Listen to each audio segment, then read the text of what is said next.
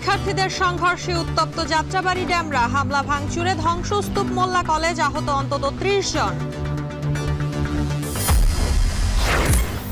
1 মাস ঢাকায় ব্যাটারি চালিত রিকশা চলতে বাধা নেই, চেম্বার আদালতের আদেশ। আগারগাঁওয়ে চালকদের অবরোধ।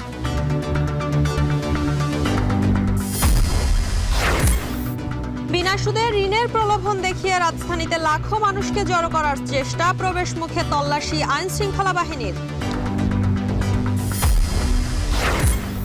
ষড়যন্ত্র রুখতে যৌক্তিক সময়ে নির্বাচন চায় বিএনপি, বললেন তারেক রহমান। সংস্কার নিয়ে সরকারের সঙ্গে বিরোধ নেই।